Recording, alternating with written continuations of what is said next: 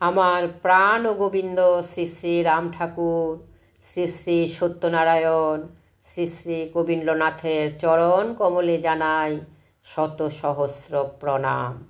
সকল গুরু ভ্রাতা ও ভগ্নীদের জানাই রামময় প্রীতি ও শুভেচ্ছা। শ্রী সুধীরচন্দ্র সেন চৌধুরীর ভাষাতেই আজ আমরা শুনব শ্রী গুরুচক্র কি, গুরুচক্র প্রতিষ্ঠার কথা।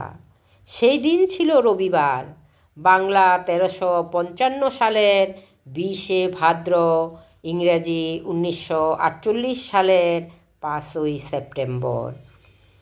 সকাল 8টা থেকে 9টার মধ্যে হঠাৎ একে একে শ্রী শ্রী ঠাকুরের কতিপয় আশ্রিত সমবেত হন সংসারাশ্রমের ভাতস্পত্র শ্রী কালাচাঁদ বাবুর বাসাবাটি হুজুরিমল লেনে। যতদূর মনে পড়ে তার ভিতরে ছিলেন শ্রীযুক্ত লোকেশচন্দ্র চক্রবর্তী, তার ছোট ভাই শ্রী কালীপদ চক্রবর্তী, শ্রীযুক্ত রবীন্দ্রনাথ রায়, শ্রীযুক্ত কেশবচন্দ্র গুহ এবং আমি। শ্রী শ্রী ঠাকুরের গৃহাশ্রমের কনিষ্ঠতম ভ্রাতুষ্পুত্র শ্রীযুক্ত গোপাল চক্রবর্তী মহাশয়ও সেখানে ছিলেন বলে মনে হচ্ছে। শ্রী শ্রী ঠাকুর সম্বন্ধে নানা কথা উঠল এবং বেলা 10টা থেকে 11টা পর্যন্ত ওই মধুর প্রসঙ্গই চলল। তারপর কালাচাঁদ বাবু ও তার ছোট ভাই কানুবাবু প্রভৃতির অনুরোধে উপস্থিত সকলে মধ্যাহ্নে ওইখানেই শ্রী শ্রী ঠাকুরের প্রসাদ গ্রহণ করেন। ওই দিন মিলিতভাবে শ্রী শ্রী ঠাকুর প্রসঙ্গে সকলেরই খুব ভালো লাগলো এবং সকলের অভিপ্রায় অনুসারে স্থির হলো যে প্রতি সপ্তাহে অন্তত একবার করে শ্রী শ্রী ঠাকুরের ভক্তবৃন্দ মিলিত হবেন এবং ওইভাবে ঠাকুর প্রসঙ্গাদি করে আনন্দ করবেন। আলোচনান্তে স্থির হলো প্রতি শনিবার বিকাল 5টায় ভক্তদের ওইরূপ মিলন হবে এবং ওই সম্মেলনের নামকরণ হবে ভক্ত সম্মিলন। এর বহু পূর্বে নোয়াখালীতে শ্রদ্ধেয় গুরুভ্রাতা শ্রীযুক্ত শুভময় দত্ত মহাশয় তাহার বাসাবাটিতে প্রতি শনিবারে নিয়মিতভাবে এবং শ্রী শ্রী ঠাকুরের পরম ভক্ত পূজ্যপাদ জ্ঞানচন্দ্র আচার্য মহাশয় বিক্রমপুরে ভক্ত সম্মেলন করেছিলেন। এছাড়া ঢাকা, ফেনী, চাঁদপুর প্রভৃতি স্থানেও মাঝে মাঝে ভক্ত সম্মেলন হতো।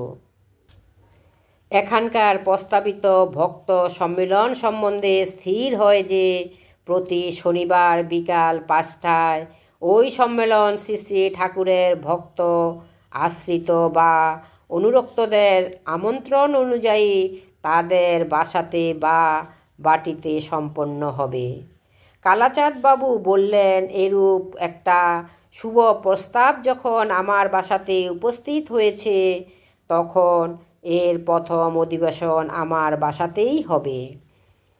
সকলে সানন্দে এই প্রস্তাব গ্রহণ করে নিজ নিজ গৃহে প্রত্যাবর্তন করলেন। যথাসম্ভব তৎপরতার সঙ্গে বিভিন্ন স্থানে এই সংবাদ প্রচারিত হলো এবং 1355 সালের 26 ভাদ্র শনিবার, ইংরেজি 11/9/48 কালাচাঁদ বাবুর হুজুরিমল লেনস্থ বাসাবাড়িতে প্রথম ভক্ত সম্মিলন হয়। যোগাযোগটাও ওই রকমের হলো যে ওই দিন ছিল তাল নবমী। এই জন্য ভক্ত সম্মেলনের প্রতিষ্ঠা দিবসে তালের বড়া ও তাল সংযুক্ত নানাবিধ সুস্বাদু দ্রব্য প্রস্তুত করে তিনি শ্রী শ্রী ঠাকুরের ভোগ দিয়েছিলেন। এদিন থেকেই ভক্ত সম্মেলনের কর্মসূচি নির্ধারিত হয় এই রূপে। প্রথমে সকলে মিলিতভাবে শ্রী শ্রী ঠাকুরের পটের সম্মুখে শ্রীগুরুর স্তব, শ্রী রামচন্দ্র স্তব পাঠ এবং তারপরেই পরম শ্রদ্ধাস্পদ ইন্দুভূষণ বন্দ্যোপাধ্যায় কর্তৃক সংগৃহীত শ্রী শ্রী ঠাকুরের পত্রাবলী থেকে 4-5 খানা করে পত্র পাঠ এবং পরে নাম সংকীর্তন সহ শ্রী শ্রী সত্যনারায়ণের পূজান্তে অনুষ্ঠানের সমাপ্তি। এই ভক্ত সম্মেলনীর পরে শ্রী শ্রী গুরুচক্র নাম পরিগ্রহ করে। কাজেই এই শ্রী শ্রী গুরুচক্রের প্রতিষ্ঠা তিথি তাল নবমী। এর একখানা নকল শ্রীযুক্ত লোকেশচন্দ্র চক্রবর্তীর নিকট ছিল। কালাচাঁদ বাবু প্রতি বৎসরই তার বাসাবাটিতে প্রতি তাল নবমী দিবসে সন্ধ্যায় শ্রী শ্রী সত্যনারায়ণের সেবা দ্বারা ওই তিথিটিকে স্মরণ ও বরণ করে আসছেন।